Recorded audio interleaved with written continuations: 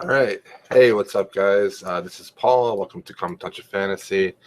This is a live Friday reads. I'm just going to tweet out that I am live with my Friday reads.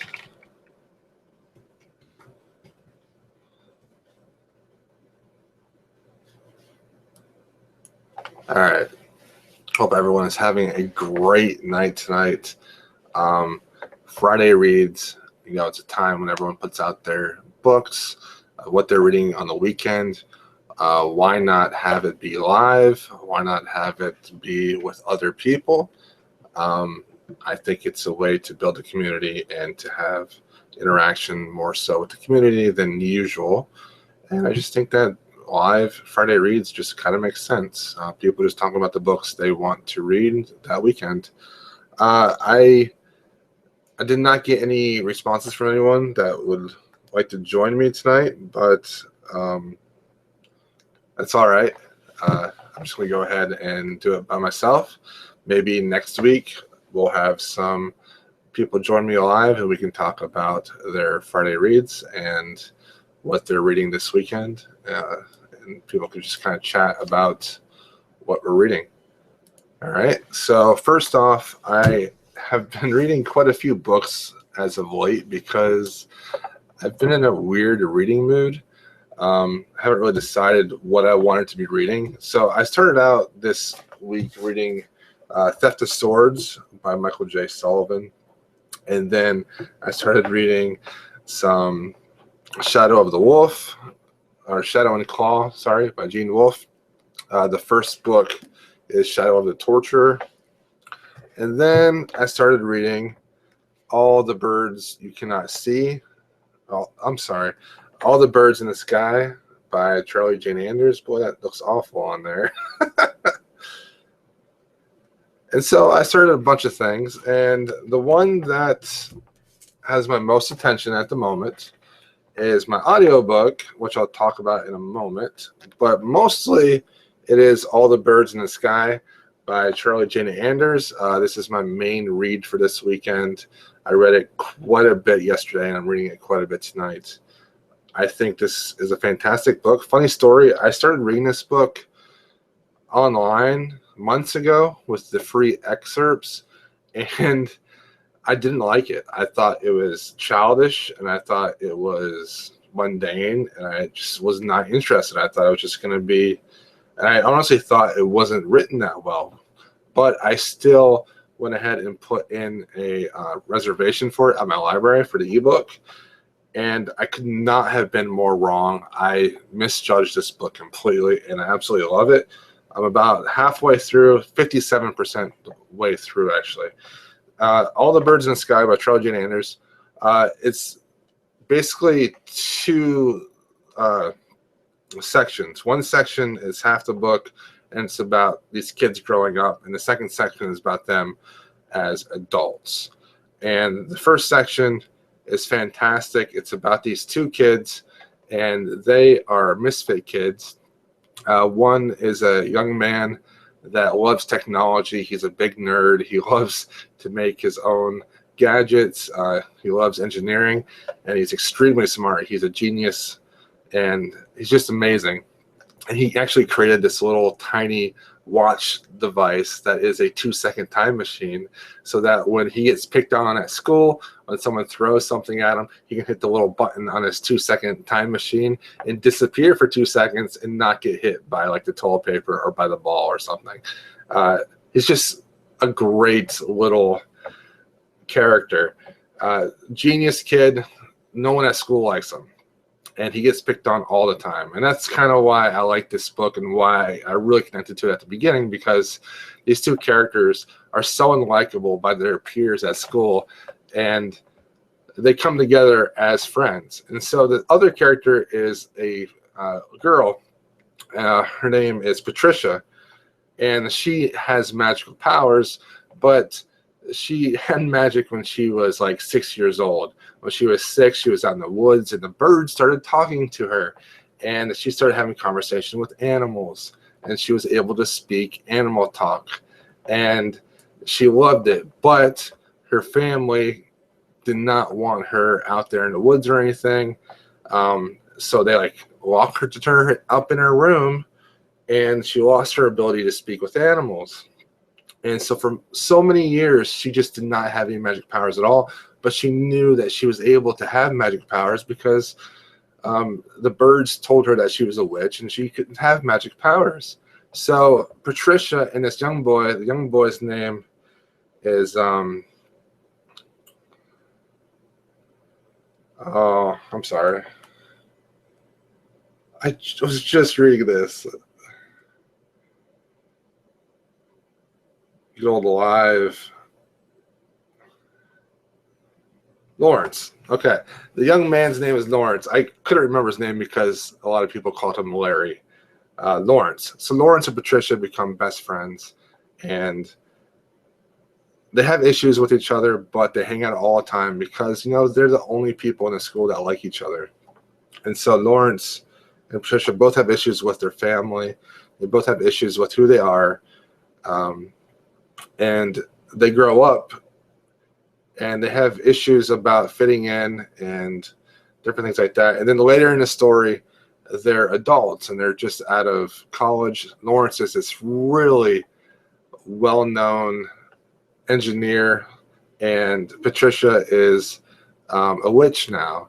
And they become friends once again. And there's just a lot of technology and science fiction things meld together with fantasy things with the magic. And the way that Charlie Jane Anders describes it and goes through those story and whatnot, it's just fantastic. It's very much a light science fiction book. There are a lot of feels in this book. I think it's going to be the feel-good book of the year. It's written amazingly. I was so wrong about the way it was written. It's written very well and has amazing one-liners that are fantastic.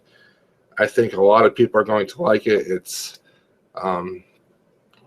more magical realism at times, but still there's science fiction elements. And I think there's a good bridge between young adult and adult with this book. And I think a lot of people are really going to like it. And a lot of people are going to read it. And it's going to do very well in 2016, without a doubt. So that's Charlie Jane Anders. And she wrote All the Birds in the Sky. And it is really good. It's getting great reviews. And I'm loving it right now. I usually don't go for these more sentimental books, but because of the characters being misfits, being outsiders, it really has spoken to me, and I really enjoy it, and it's fantastic. It reminds me a lot of maybe kind of a Murakami book, a little bit. And it's a little hipsterish in a way. It's like hipster science fiction. Like if someone from Portland, Oregon wrote this book, that's what it would be like. It's like hipster science fiction. Okay, then we have reading also Theft of Swords by Michael J. Sullivan. A ton of people have read this and know what this is about, but I'm having a blast reading this. It's so much fun.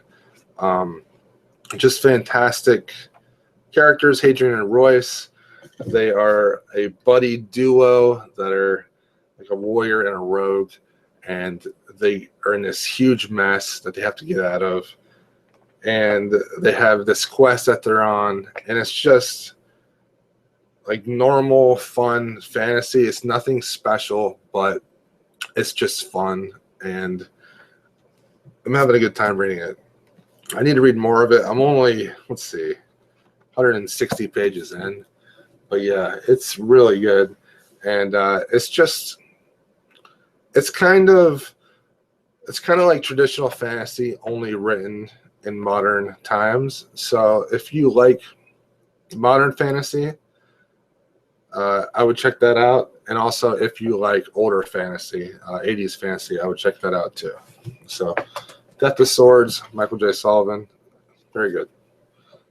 And then I started Shadow and Claw by Gene Wolfe. This is 2 books in the Book of the New Sun series. The first book is Shadow of the Torturer. I am only one chapter into this, and it is a little confusing, but basically it is a science fiction fantasy mashup, and the main character is called Severin. He's an apprentice to the Guild of Torturers on the world called Earth, exiled for committing the ultimate sin of his profession, showing mercy toward his victim. So far, this seems like it's kind of a darker book, but it's written fantastically. I'm going to read some of what is written in here. It is more of like a literary style, more high English type of writing. I think people that like difficult literature would definitely like Gene Wolfe's writing in his books. Here's just a few things. We believe that we invented symbols. The truth is that they invent us. We are their creatures, shaped by their hard defining edges. When soldiers take their oath, they are given a coin, and a simi stamped with the profile of the autarch. Their acceptance in that coin is their acceptance on the special duties and burdens of military life. They are soldiers from that moment, though they may know nothing of the management of arms. I did not know that then, but it is a profound mistake to believe that we must know of such things to be influenced by them. And in fact, to believe so is to believe in the most debased and superstitious kind of magic. The would-be sorcerer alone has faith in the efficiency of pure knowledge. Rational people know that things act themselves or not at all. It's just really, the prose is fantastic, and I'm looking forward to diving into this some more. I could not do it any justice telling you what it's about so far, but it's pretty cool. It's all about this torture and this graveyard scene, and people that are kind of like gods in a way, and then there's another group of people, and everyone has different forms of technology. Some have swords, other people have guns, so it's very interesting. Okay, audiobook. I am listening to the 5th season by N.K. Jemisin. Let's see if I can bring this up on the screen. I'll show the cover real quick. Yep, that's the cover. The 5th season by N.K. Jemisin. Wait, hold on. Oh, there we go. Presenting to everyone. There we go. And I am reading this audiobook, and I'm about 40% or 30% through, I think 40%. And it's fantastic. I'm really enjoying it quite a bit. If you're into really imaginative fantasy, check it out. There is a lot of world building in this book, and it's fantastic. N.K. Jemisin always tries to do something new with her books, something a little bit different than what other people are doing, and I respect that. Fantastic writer. And with this one, the entire Earth is on this world with a lot of earthquakes and volcanoes. There's constantly earthquakes, constantly volcano activity. The Earth is constantly destroyed and rebirthed, but because civilization is so resilient, life still survives. And there are some people that can control the earth, like the earthquakes, can control tsunamis, can control magma and the volcanoes and things like that they're able to protect those around them when these big catastrophes happen. So say there's like this huge earthquake about to happen, and these people have the ability to like connect to the earth and for it not to happen and to stop it. And it's just fantastic, and I'm loving every moment of it. There is a character in it that is a second person character, so it's you. You walk out into the field, you see this, you see that. It's very interesting, but then all the other characters are third person, and I find that to be really different and refreshing, because I've never read a book where there's only one character that has a second person narrative, and I find that very interesting. And So then on Sunday, I am reading Buffy the Vampire Slayer, Volume 2 of Season 8.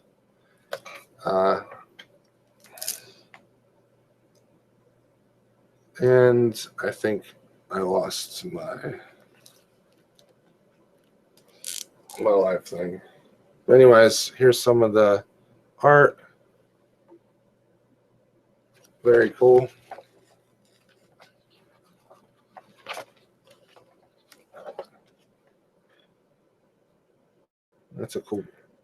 That's got very cool stuff in it. So, yeah, that is what I'm going to be reading on Valentine's Day. That is my Valentine's Day present. All right, that is my Friday reads. I think there was an error on my video. I'm not sure, but I think there might have been an error. Maybe not.